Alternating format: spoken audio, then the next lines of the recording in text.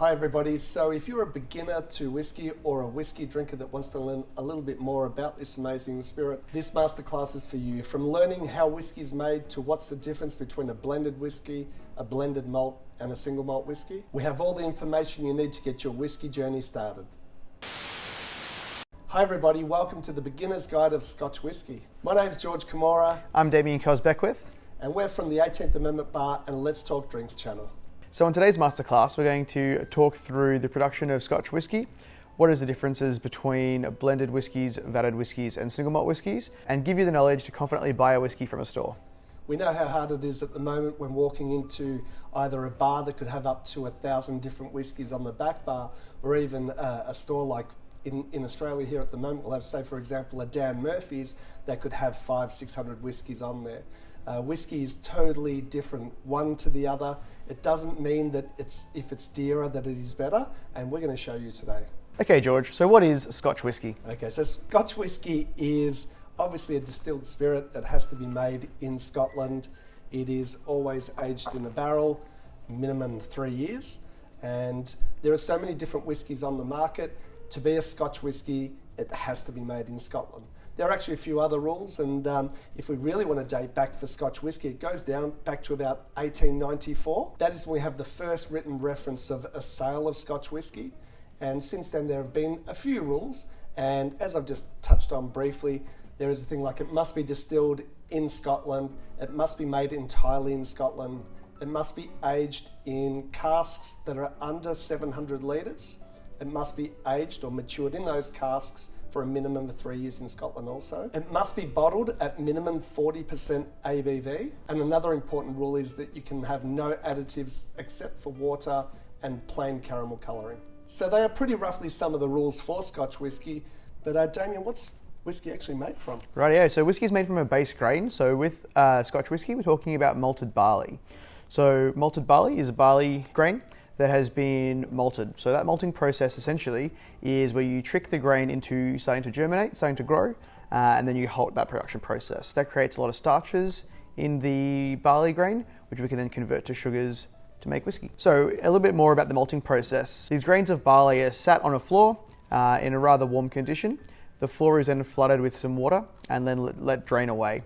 With that warm condition, the barley grain is tricked into growing. And the trick to this is you want to stop that barley growing right at the right time. So we sort of look for roots, not shoots. I guess the best way to explain that is when I was at primary school many years ago, they would give you a little bit of wheat that you would sit on some cotton wool, add some water to it, and eventually it would sprout into some grass. But that very first process that you see when that little root is starting to come out is when it's been malted, really, isn't it? Yeah, definitely. So then to stop that malting process, it's pretty simple. We just want to heat that barley up enough so that it sort of kills that enzyme activity in that barley grain. We do that by heating a kiln with anthracite coal, which is a smokeless, flavourless coal, and that will stop the production of the starches. After we've got our malted barley, we then need to make a wort. George, how do we do that? So once the barley is malted, what they do is they will put it into a crusher where they will crush up. It could be like a hammer mill or a roller mill. And what they're trying to do is really crush up that malted barley. So it turns into a little bit, I guess it's called a grist. Some of the distilleries will call it a grist. And it's a little bit like flour, when you buy flour that still has the husk in it. Yep. Okay, and the reason that we're crushing that up is because we want to be able to add it to water to turn it into a soluble sugar. So we've got that grist, so that nice chunky flour. We then add it to a mash tun and add some warm water. This warm water starts at around about 55 degrees and will slowly be raised up to about 65 degrees over the course of 1 to 2 hours. What we're doing here is using the enzymes from that barley to convert those starches into sugars. After that 2 hours, what we've got is a nice sweet sugary liquid known as wort. And believe it or not, this is the same process the brewers use when they make a beer. So after we've got our sweet sugary liquid, also known as wort, we need to chill it down and transfer it over to our fermentation tanks. Fermentation tanks these days are all different shapes and sizes and materials. So we can have wooden washbacks. We can also have stainless steel fermenters. No really pros and cons for either. One's a cleaner, more controlled environment, and the wooden washbacks are mainly used in bourbon production, looking at that sour mash process. So how does fermentation work? They will then add a yeast or a yeast culture to that wort. And the way that yeast works or fermentation works, it's very natural, it happens all the time, is yeast starts to eat away at those sugars and it starts to convert it into alcohol. The best way that I explain it is it's like Pac-Man, the game that you played as a child. Pac-Man's coming along, eating the balls. The yeast is Pac-Man, it's eating away at that sugar, and it does a few things. The first thing that it does is it creates CO2.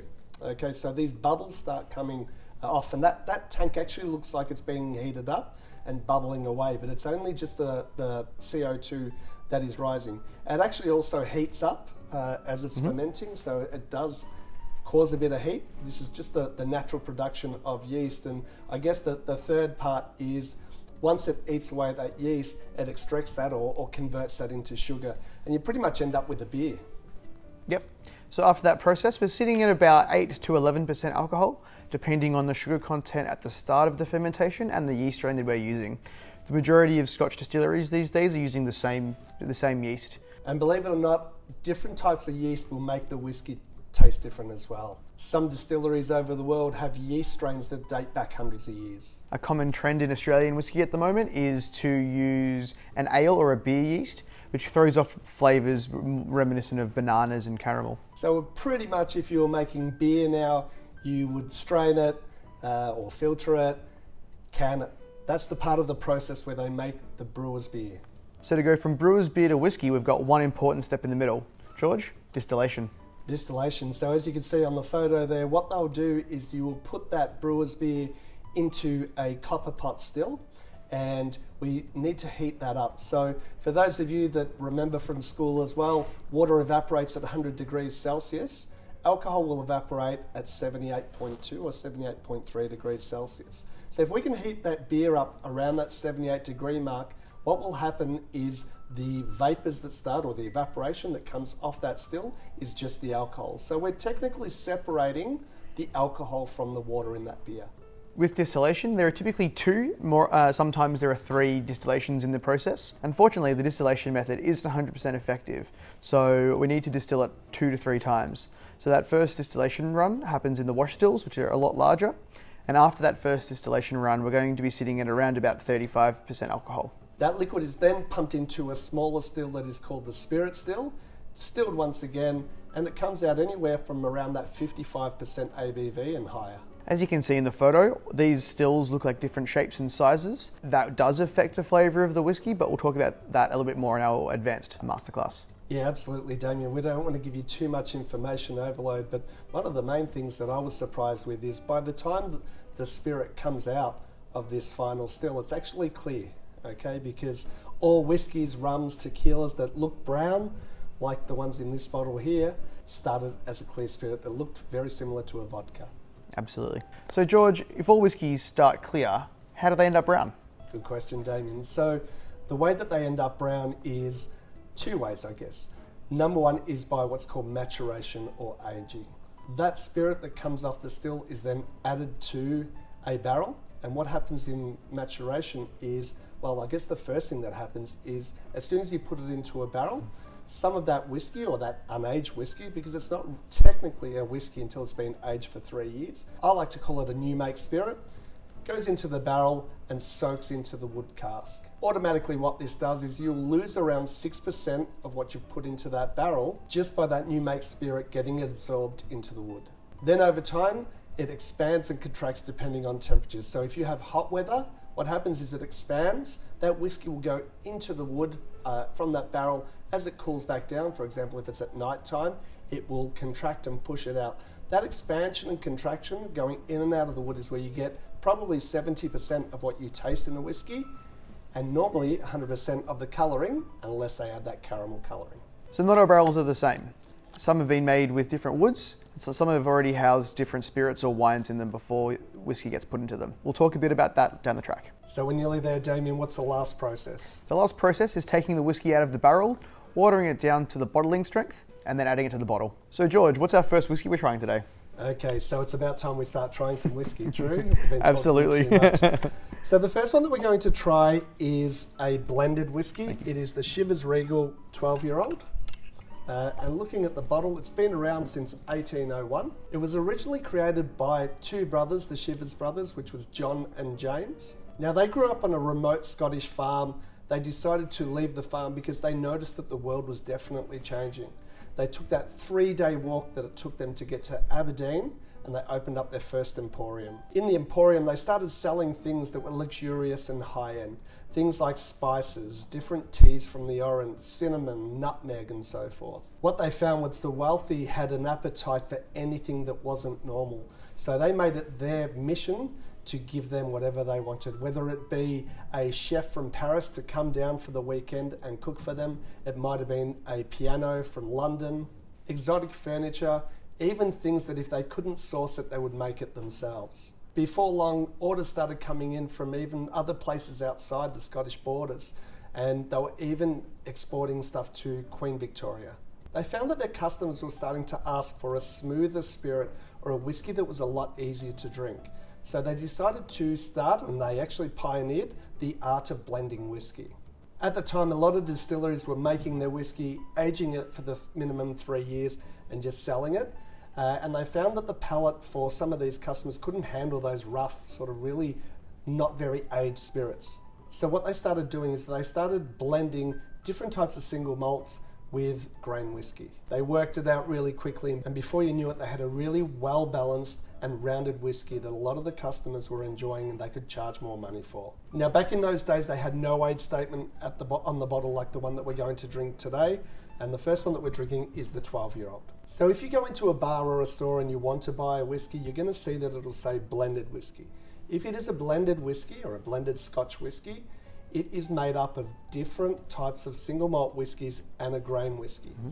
That grain whiskey is kind of like a vodka. It's a little bit cheaper to make, and they use it really to bulk up that whiskey. That's why it's more expensive to buy a single malt whiskey over a blend. Now, I'm not saying that a blended whiskey is cheap or inferior. It was just made so it would be more palatable to a lot of the customers. And believe it or not, 70% of the whiskies drank around the world are blended whiskies. So hopefully you've poured yourself your Shivers 12.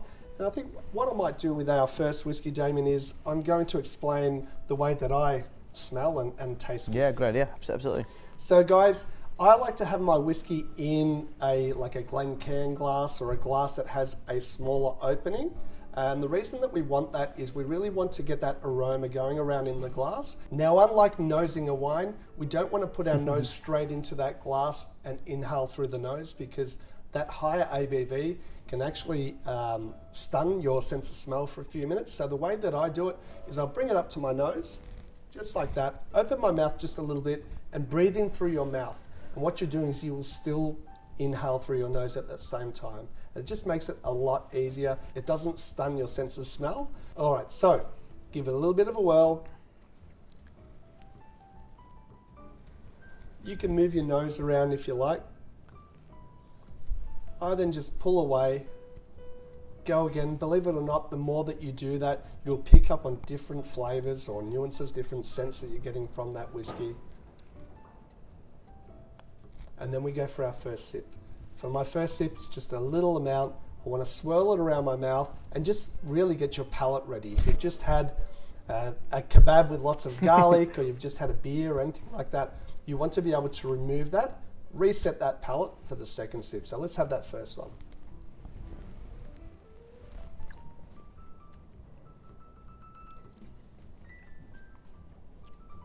I'm actually surprised how good Shivers Regal tastes. I'm going to be very honest. As a bartender, sometimes I've become a bit of a snob and I don't want to drink blended whiskies. Yep. And when we tried, for me, Shivers for the first time in ages, a couple of weeks ago, I was like, holy shit, it's actually a pretty good whiskey. Absolutely. I think, as George said, being bartenders, we get introduced to all of the new single malts and all of the new barrel finishings and all the new exciting things. And there's not too much development in the blended whiskey world. But it's really refreshing going back to what 70% of the population drink, and I am actually surprised at how much I enjoy this. Yeah, it's pretty good. So when it says 12 years on the bottle, that means that it has to be minimum 12 years, any part of that blend that is in the bottle of whiskey. So it could be up to 10, 12, 30 different types of whiskies that are blended in a blended whiskey. So for my second sip, I want to take a little bit more of that whiskey. I want to swirl it around in my mouth, swallow it. But for those of you, if you're a beginner and you're not used to drinking a straight spirit at around that 40% ABV, I suggest that you swallow and then exhale. Yep. Now, normally what we do is when we drink something, it's just automatic. We'll have a sip of something, swallow it, and breathe in. I want you to exhale instead, and you're removing a lot of that sort of ethanol, and then breathe in slowly. Yep. It's way better on your palate for that. And I think one thing we haven't touched on yet is adding water or ice to your whiskey. With this lineup today has been picked to be a really nice selection of your entry-level whiskies, and we don't feel like they need any water or ice, but as beginners you might feel inclined to add something.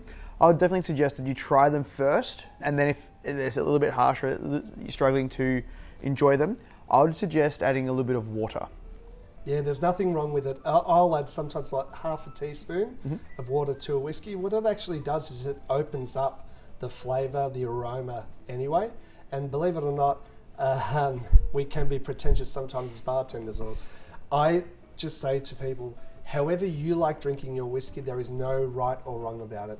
If you want to drink it with a little bit of water, that's fine. If you like it with soda water in a highball, go for that. If you even want to drink it with Coke, who am I to tell you how you like whiskey? You're paying for the bottle, you're paying for the dram, the package, whatever you want to do, it's totally fine as long as you enjoy it.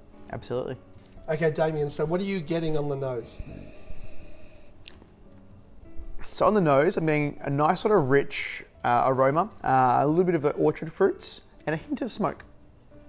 Yeah, and I get a little bit of kind of vanilla-y sort of oakiness as well.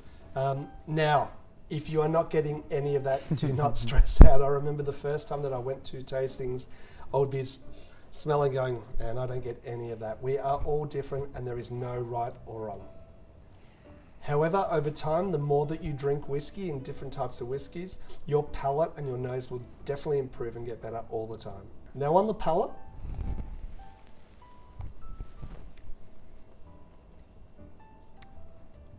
a touch of smoke, a lick of smoke. It's not overly smoky or peated. And we'll talk a little bit about peated when we get to the Bamor later on. But I'm getting a touch of smoke there. Nothing too offensive. Once again, as you said, orchard fruits. I don't find it very, like hard coming down or anything like that. It's nice and I will say smooth. Now, a lot of the people in the industry hate when you say smooth. I don't know of another word to... Not really. Well-rounded. Yeah. It's blended pretty well. Let's put it that way. It's been around since 1801 for a reason. And I think one thing to mention with that lick of smoke in there is I always forget that a lot of your blended whiskies have a hint of smoke just to build some richness and some complexity. Whereas these next three we're trying don't have any peat in them at all. So if you might struggle with this because of the smoke, these next three are absolutely peatless. Yeah, definitely. So when I started drinking whiskey years ago, I didn't really know the difference between an Irish whiskey and a Scotch whiskey. Sometimes I would go up to a bar or a nightclub and say, can I have a Scotch and dry? Because I drank it with dry ginger. I noticed that sometimes I didn't enjoy it as much as others. Now looking back on it, I know that I didn't enjoy, let's say for example, something like Johnny Red because it had a little bit more smoke in it and it was peated whiskey that I wasn't a fan of. So as Damien said before, this is a great time for you to try these different ones, and when you go to buy a bottle, does it have some peat smoke in it? Doesn't, and so forth. So we've nosed it, we've tasted it, and we've checked how it is on the palate. The last thing that you normally check is the finish. By the finish is what flavour lingers in your mouth. Is it oily? Does it stay there for a long time? Does it really drop off the flavour really quickly? If it's a long finish, you'll normally get that oiliness and that flavour hangs around. It's a lot like drinking wine. So for me, it could just be because this is the first dram of the day, but it does have a nice long finish. That smoke, which was at the start, is still lingering right at the end, and I'm getting a nice sort of red apple on the finish. Yeah, definitely. I still get a little bit of that oakiness as well, which you're going to get from the barrel. Now, I am pretty sure that this is aged predominantly in ex-bourbon casks. I would say so, yeah. You may have some in some sherry casks and so forth, but you'll definitely get that oak coming from the barrel, and especially from an American oak cask. As far as the look of it, It's got a really beautiful sort of golden hue. However, I would say that they do add colouring to this. The reason that they'll add colouring to a lot of blended whiskies and even some single malt whiskies is because every barrel, the colour will be different, and you don't want to go into a store, let's say for example, and there's 10 bottles of Shivers and one's light, one's dark and so forth. Yep. They want it to be uniform and look the same. Correct. Now I touched on before that it has to be aged minimum 3 years. This is aged for 12. Why have they waited that long, Damien? I mean, what's the difference between a 12 and a 3-year-old? Yeah, so those extra couple of years, well, a handful of years in a barrel is going to round off the flavours, make it a little bit less harsh. You'll get more of those caramel vanillins coming out of the barrel, and a little bit of oxidization as well, just to sort of smooth that whiskey out. Yeah, I guess so. The longer that it's been in the barrel, does it mean that it is better? Well, sometimes. Although if we look at a Glenfiddich, for example, I'll prefer a 15-year-old over a 21-year-old. It doesn't necessarily mean that it's better if it's been in for a lot longer. However, it's definitely way more expensive. In my eyes, like it really is. A lot of them are better, but not always. And the longer normally that it's been in a barrel, the darker that it is, right? Depending on the barrel. Yeah. Can you explain that to me? Yeah, so different barrels. So being in an ex-bourbon barrel, you're going to get a little bit less colour. It's going to be a little bit of a more pale whiskey. But being an ex-sherry barrel, typically your Olorosos or your Pedro Jimenez barrels are going to be darker and give the whiskey a much darker colour, richer aroma, and different flavour. And we'll show you that later on when we get to the Glendronach. Absolutely. So, yeah. Anyway, what do you think? I said before, I like it. It's okay. It's how would I drink Chivas Regal? I use it a lot in cocktails. I think it's very versatile to use in a cocktail. So if you're going to make yourself an old fashioned, or I like a Rob Roy, for example, and stuff like that, which is kind of like a Manhattan, has sweet vermouth. However, it uses Scotch whisky instead of bourbon. I find it's totally versatile. If you're going to add ice to it, I normally suggest that you don't add too much ice for the fact that if you add too much ice to whiskey, this is my opinion, it kind of, when it cools down that whiskey, it does remove some of the flavour. I find that it tastes better if it's at room temperature. Yeah, I think that's a really good point to touch on with adding things to your whiskey is what is going to open it up. So a whiskey where you're struggling to get all those flavours from, you might want to add some water. If, for example, with the Bamor, it might be too big and boisterous, you might want to add some ice to sort of soften it down a little bit, which will sort of round out the flavours and sort of shut them down. Yeah, definitely. And as I said earlier before, it's just how you like it. I think I went from having a lot of ice as I matured as a whiskey drinker to one block. And I remember bartenders would go, I'd say, can I have a shot of whatever whiskey with 1 cube? And they'd go, yeah, whatever. But I just found that just by doing that, I would dilute it down a little bit, make it easier to drink when I wasn't used to drinking straight spirits. However, just be wary that too much ice can actually sort of stun or remove some of that flavour. Yeah, definitely. Okay, Damien, so that was the Chivas Regal 12-year-old a blended whiskey. What are we moving to next? So next we're moving to the Monkey Shoulder. So this is a vatted malt. Similar but different. So a vatted malt is a blend of single malt whiskies only. So there's no grain whiskey in this one. This is a blend of 3 different single malts. There's a couple of different reports of what is in this. We don't know for sure, but from my research, I think we've got 2 single malts from Speyside and 1 single malt from the lowlands of Scotland. Okay. Do you know which ones they are? You don't know? I have a feeling that Glenfiddich might be one of them.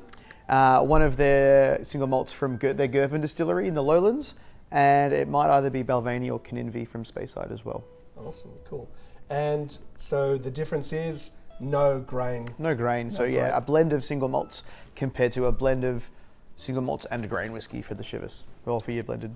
So I would say then that it's probably 1 tier higher than a blended whiskey. Some of you might disagree with that, but I always think of blended whiskey is sort of level 1.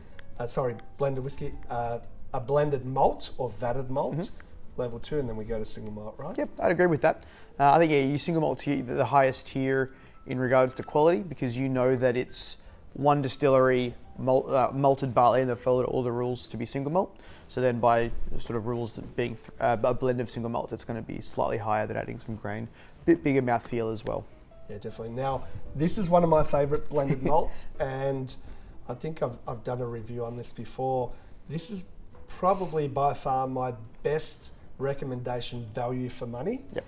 For a whiskey at that entry level. It is fantastic for drinking straight, in cocktails, mixes, the whole lot. Cool name though. Where does the name come from, Damien? So earlier in this chat we were talking about the malting of barley. So the malting of barley, so we wet that grain on the floor and let it sit there in a warm environment and it starts to grow roots. That barley, if it's left sitting there in that moist, humid environment, it can go moldy. So what they've got to do is they've got to manually turn that barley pretty much all the time. They're walking around and turn the barley. These days we do have machines that'll do that. It's sort of a little reverse mower that flicks the barley out. But back in the day, they didn't have machines, so they had to do it by hand. If you can imagine, it's quite a repetitive job. So you'd have someone with a shovel and literally scooping the barley and throwing it over his shoulder. With that, these malt masters would develop a rather large, muscly, dominant shoulder, and this was known as monkey shoulder. Yeah, so it's pretty much you got one arm longer than the other. Yep. Yeah. Cool story. That's why it's called monkey shoulder. Let's give it a bit of a try. Yeah, definitely.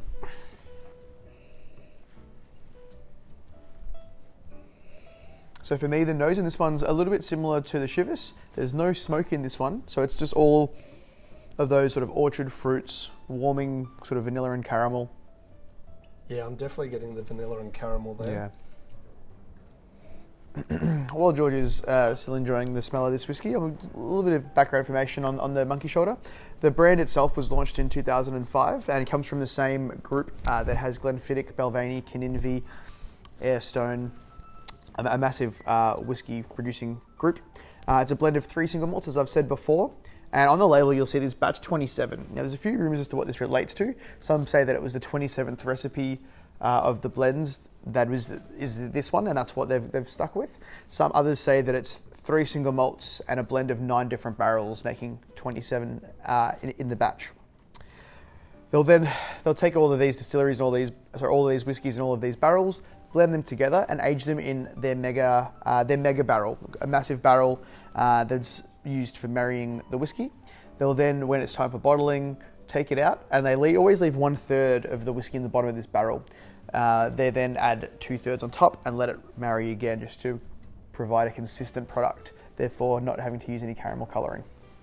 Beautiful. Now, I'm getting a little bit, I've said even on the palate, your vanilla, your caramel, but what I've found the difference between this and the last one is the mouthfeel for me. It's a little bit sort of oilier. It's a bit longer when I talk about that finish, that sort of length in there. Is that because it hasn't got the grain whiskey maybe, or? Yeah, definitely. I find that the grain whiskey can be a little bit short and sharp in the finish. So having those 3 big oily single malts, you're definitely going to get a longer finish on the whiskey. On tasting that one, I just get really big, crispy red apples. Yeah. This is designed as a bartender's whiskey, made for mixing is one of their taglines. But for me, it's just as good sipping neat. That's what I love about this, is it's very easy to drink neat, and the price point's pretty cool. Like in Australia, we're looking at that $50 to $60 mark. I think so, yeah. Yep. Great value for money for, technically it's kind of a single malt. It's 3 different single malts. It's called a blended malt. It's a go-to for me. I've got a bottle at home always. Yep. For me, I also drink this with Scotch. With Scotch. I also drink this with soda water and lemon in summer. Yeah, great highballs. Yeah, Highballs definitely. are fantastic.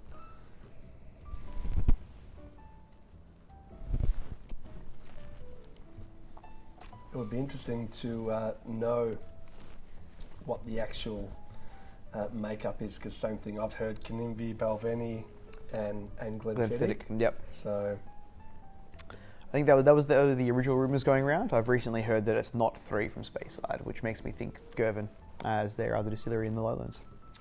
What else comes from Girvan? We have Ulcer Bay, which is their sweet and peat single malt whiskey. We've also got their Airstone whiskies, distilled in Girvan, which are single malts. You've got their Land Cask, which is a peated whiskey, and their Sea Cask, which is aged up by the ocean. More of a just a nice sort of clean sipping American barrel aged. And once again, they're a really good price too. Yep. Yeah, Yeah, so really good. I like the Ailsa Bay too. So Yep. it's made by William Grant and Sons. These guys have been around for hundreds of years also, and they've got some really good products. Most definitely. So for our third tasting, we're going to go to a single malt whiskey. Mm-hmm. What makes it a single malt whiskey, Damien, compared to a blended malt? Yeah, so one distillery, one grain, which is malted, must be malted barley, aged for 3 years. I think that's it. Pretty much it. Yeah. So that is the difference. Made in one distillery with 100% malted barley, no grain added to it, no other different types of whiskies added. And we are doing the Glenfiddich 12-year-old. If you haven't heard of it, I don't know where you've been. It's pretty much on every back bar, well, every good back bar in the world. And this would easily be, for me, one of the best entry-level whiskey, single malt whiskies on the market.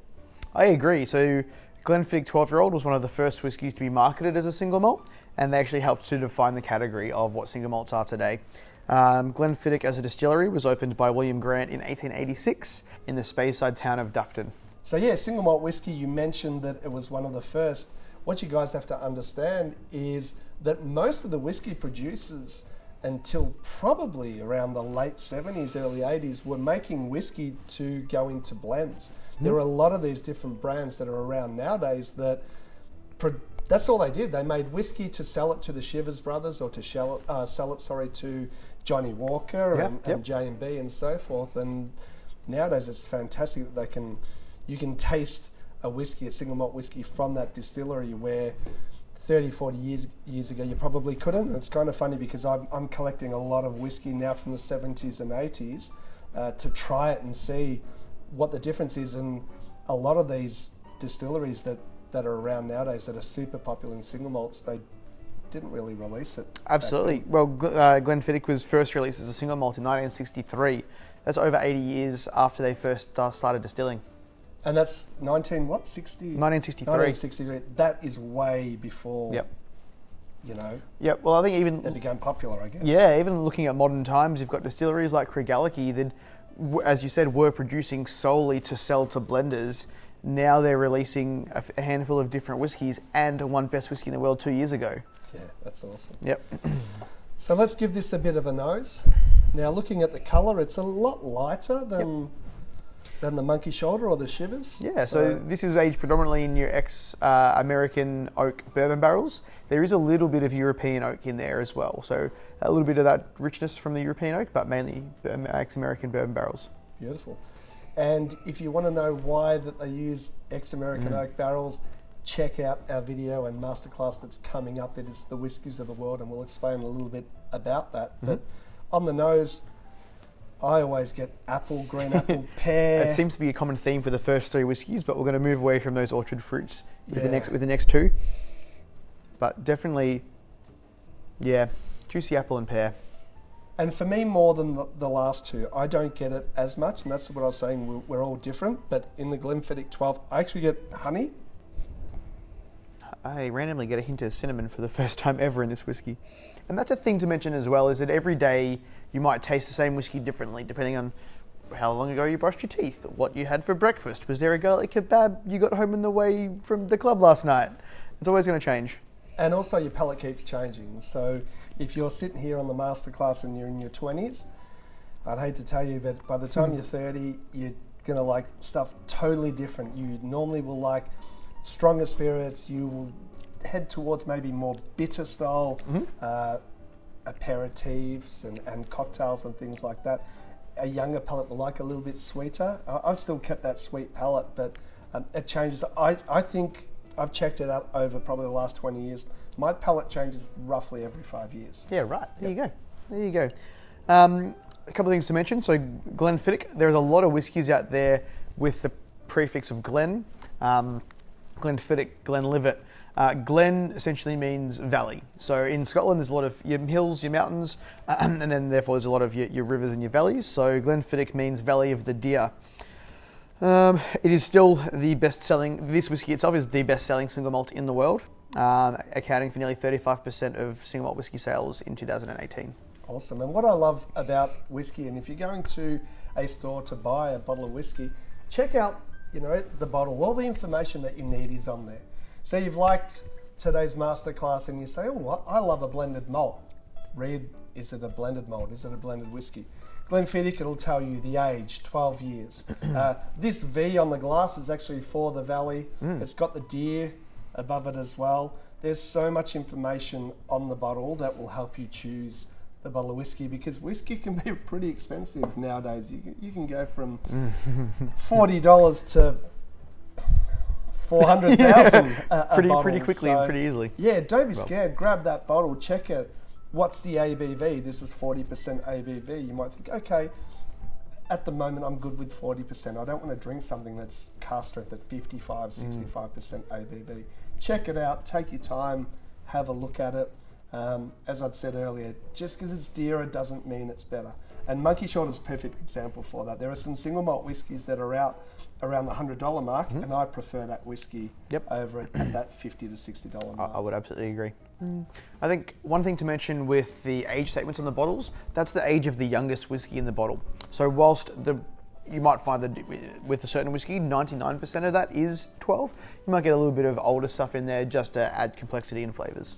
All right, Damien, what's your opinion on this one? I've already said I like it. Yeah, I love it. This has always been a favourite of mine. Just super smooth, easy sipping. I think for me, this is one that I keep going back to when I don't want to have to think about a whiskey. There are times that I want to pour something complex so that I can sit there and just, think about a whiskey. But this is one that I just keep going back to where I might be watching television or a movie and a nice sort of sweet sipping dram. This is my go-to. Yeah, definitely. And for me also, the younger that the whiskey is, the less that it can hide anything bad in it. So if you've got a whiskey in a barrel that's been sitting for a lot longer, you're getting more of the flavour of the barrel going into the whiskey. The Glenfiddich 12, it's not naked, but for most Scotch whiskies, you look around that 12-year mark, the bulk of them. It's pretty flawless, to be honest, for something that age. That price. That price. It's great. I agree. All right, George, so we've tried a blended whiskey, a blended malt, and a single malt. What's next?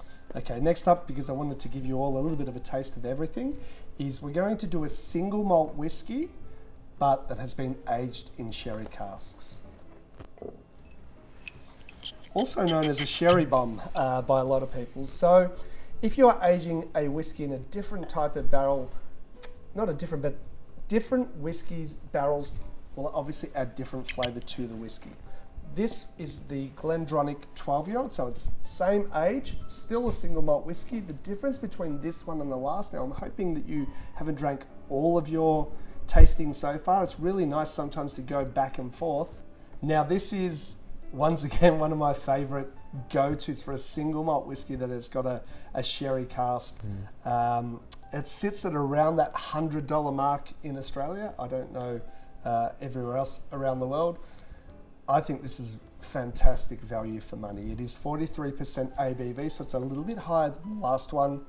It is aged in casks that come from Jerez in Spain. They are Pedro Jimenez and Oloroso sherry casks.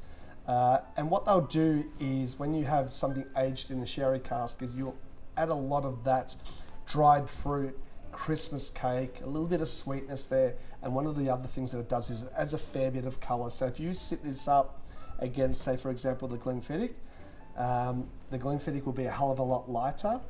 It's because of those sherry casks, especially the Pedro Jimenez. Pedro Jimenez is a variety of grape that they will normally pick the grapes, sit them in the sun for a little while. So what that does is they'll sort of dehydrate and remove a lot of the water in that grape.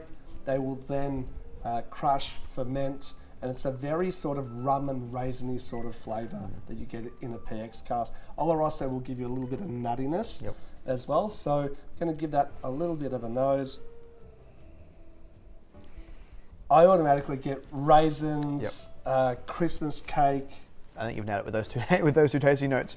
Yeah, still some vanilla and caramel as well from the wood itself. Yeah, definitely. And what I love about Glendronach as well is It wasn't really that well known for a lot of time. I think I posted something, I've got a review of the Glendronach 12, and one of the whiskey groups said, it's been around, we all know about it. No, not really. I find that when I do a lot of masterclasses in person, they will pick this as their favourite in the lineup, and they'd never heard of it. There is a big thing called whiskey finishing. So when you go to the store, once again, or a bar, it will say sherry cask, it could say port cask, it could say Sauterne, Fino. There are different red wine. Yep, so many different things. So many different things that they're finishing whiskey in. So what that means is a lot of the brands might have a 12-year-old whiskey. They will take it out of that ex-American oak barrel and put it into a sherry cask for, say, 6 months to get that element, that raisiny sort of flavour. These guys have been using it for the whole 12 years, okay? And they've been around since 1826. So, yes, it's been around for a little while, sort of finishing in sherry cask, but these guys have been entirely aging for that time, since the 1800s. And to just sort of give you an example, you can buy a ex-American oak barrel for around $300. If you want to buy an ex-PX or Oloroso cask from Jerez, you're looking at around up to €2,000. A lot more expensive cask, because not a lot of people are drinking sherry anymore. We find that a lot of the Australian whiskies, like say for example, Starwood started using a pair of sherry casks. Now they've gone to red wine. It's because who drinks sherry in Australia apart from bartenders? Yeah, exactly right. It's just the availability of it. Yeah. Yep. I really love this. They have a peated version as well. They've got a lot of different sort of age statements and so forth. But now, you mentioned that this was aged in PX casks and Oloroso sherry casks. Can you tell me a little bit more about how they mix those? Yeah, so what they'll do is they'll age it in those casks and then blend it together. So it's still not a blended whiskey. It's still a single malt from the distillery. It's 100% malted barley, but they will blend those together to get that flavour profile that they're after. And I'm not sure how much. I don't think it would be 50-50. I would probably say that you would maybe use a bit less of the PX because it'd be a lot sweeter. But as I said, if you've got a bit of a sweet tooth like me, this is my go-to for sure. They call it a sherry bomb. A lot of the whiskies that are aged in sherry, I love it. I think the fact that they've aged the whiskey in the sherry barrels for the entirety of the 12 years really does this whiskey justice. And I think for the price point, that's incredible.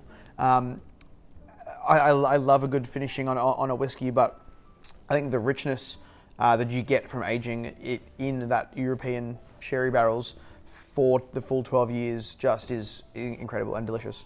Yeah, definitely. I mean, some brands nowadays are actually buying out sherry companies to age sherry in barrels, and they discard the sherry and they just want the barrel to age their whiskey. It's crazy. So those of you need to keep drinking sherry. Now, this distillery has been around, as I said, since 1826, and they were one of the first licensed distilleries in Scotland. It's had a few owners over the years. It was even closed down for 6 years at one point, I think during the 1990s or something like that. And it's that old school that until 2005, they were actually heating up their still with wood, wood fire, so they turned to steam in 2005. Absolutely. Noting that their closure of in the 1990s, keep that in mind if you're looking for older bottles, because they didn't want to ruin the labelling of them. So they still had a 12, a 17, an 18, or 21. But there was a couple of years there where the 21 was actually a 25-year-old, but it's under the 21-year-old label. Wow, that's cool. Interesting fact. It is now starting to be pretty well known. I dabble a lot in whiskey auctions, and the Glendronach, the prices are just sort of going through the roof at the moment. I've currently got my eye on a 40-year-old that was created the year that I was born, but it would be interesting to see that there's actually a bottle that I've got my eye on that was Glendronach that was made in the 80s, and I was talking to one of the brand ambassadors for Glendronach because it's owned by Brown-Forman, which is pretty much Jack Daniels, and he was saying that back in the 1980s, it actually took a fair bit of time to get from the bodegas in Jerez, the barrels to Scotland, so they would dry out and so forth, and they think that would taste totally different to nowadays. They will pretty much empty those sherry barrels, send them straight to the distillery and chuck that new make spirit into it. So they're technically a wet barrel. Yep. So the wetter the barrel, you can have a little bit more of that influence from the sherry as well. Yeah, it kind of makes sense. So Damien, on the palate, once again, I'm getting that Christmas cake, that sort of raisin. I get a bit of nuttiness. There is a spice there. I can't work out what that is. I'm getting a hint of sort of cinnamon and nutmeg in that, I think. Yeah. On the finish, I would say medium. I wouldn't say it's an extremely long finish. I get a little bit of bitterness towards the end that could come from the wood, but I'm not saying that in a bad way. I find that at the end, actually it's a little bit longer now. I'm getting a little bit of bitterness for me at the end that then makes me want to drink it again. Yeah, I think that Christmas cake is just like, it just keeps going on for me. It just keeps going, and the more it sort of sits there, the more of those sort of raisiny characteristics are coming through. Really, really good whiskey. Yeah, really good. Okay, Damien, so that's probably my favourite one of the lineup. We're going to head up next to Balmore and the little island called Isla, and it is a peated whiskey. Can you tell me a little bit about what is peated whiskey? So, peated whiskey is actually one of my favourite styles of whiskey around at the moment. So earlier we were talking about the malting process for the barley, and at the end we spoke about how we had to dry the barley to finish that process. With peated whiskey, we actually use peat as a fuel source. George, you want to tell us a little bit about that? Yeah, definitely. So peat is, it's pretty much decomposted or composted vegetable matter. If you were to have peat sitting there for an extra few thousand years, it would turn into coal. If you want to check out a video of what is peat, I'm going to put a link or at the end of this video. It's pretty interesting, but in a nutshell, it is just vegetable matter. It could be wood, it could be moss, leaves. I guess the best way to explain it is it just sort of decomposed. A lot of times in Scotland, especially in Isla, back in the day, they didn't have a lot of trees around, so they would dig up this thing called peat, dry it out, and it would be their source of fuel to either heat the home with, cook with, and also to dry the malted barley in the process. Yeah, so essentially what they do is in that kiln with the anthracite coal, they'll throw lumps of this peat, so this sort of dirt matter, and that doesn't really burn too well because it's a little bit wet. It just smokes. So then you've got the smoke that wafts through this barley, which helps it dry out and stop the malting process. That is the only point where they've added smoke to this whiskey. So this is, when we try this one, you're going to now know what we're talking about, that you get a little bit of smoke, say for example, in the Shivers Regal, Shivers Regal 12-year-old. Unpeated whiskey, peated. Let's give it a bit of a nose first. You're going to know straight away. Very different. Totally different. Okay, so I'm getting a salty sort of smoke there, iodine-y. Yep. I'm still getting that a richness. There might be from some sherry barrels, but definitely the predominant aroma is that smoke and that salt. I think one thing to note with a Isla whiskey, these guys use peat from that island. And being an island, it's been submerged quite a few times over the years, and therefore there's a lot of salt content in that peat, which is why we get that medicinal iodine. Yeah, definitely. I think Isla is northwest of Scotland. It's about 40 kilometres from Ireland, and they get a lot of that Arctic wind that comes through. So you imagine that the wind is blowing over the sea, it's adding that salt spray to the ground. So if you're picking up or using the peat from Isla, you're definitely going to get that mercurochrome iodine salty sort of smoke that comes with it. Whereas if it's a Highland type of peat, let's say for example Glendronach have a peated version, it's a lot more campfire smoke because the peat that comes from the mainland, predominantly from the Caledonian forest, is made of not vegetable matter and sort of moss and stuff like that. It's more trees, decomposted wood and so forth. So for me, peated whiskey is something that I could just smell all day. This is delicious. It took me a long time to be able to enjoy peated whiskey, so this is why we've left this last, because once you have the peated whiskey, it does predominantly take over anything else.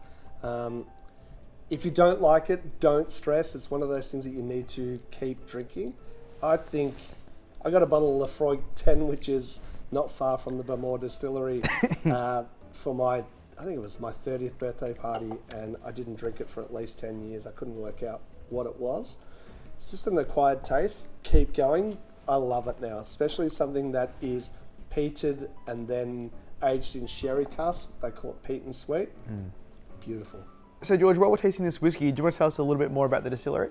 Yeah, definitely. So the Bamor distillery is on Islay. It is spelled Islay. It's not Islay, it's pronounced Islay. The Bamor distillery is the oldest distillery.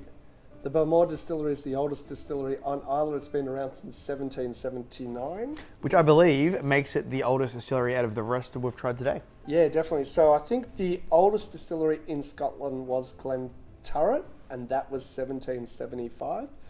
However, Bowmore, they've got their number 1 vault. It is the oldest aging warehouse in Scotch whisky. Wow, there you go.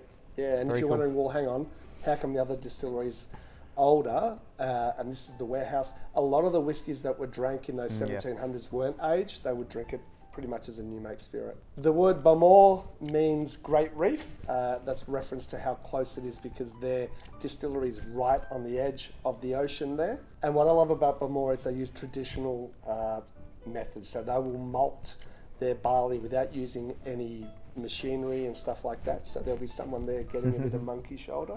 And it's a really good whiskey, and it's not an expensive single malt whiskey for a peated, the 12-year-old as well. I think it's really great value. Yep, great value, really accessible. Most of the bottle shops will have this one as well. What do you get on the palate there, George?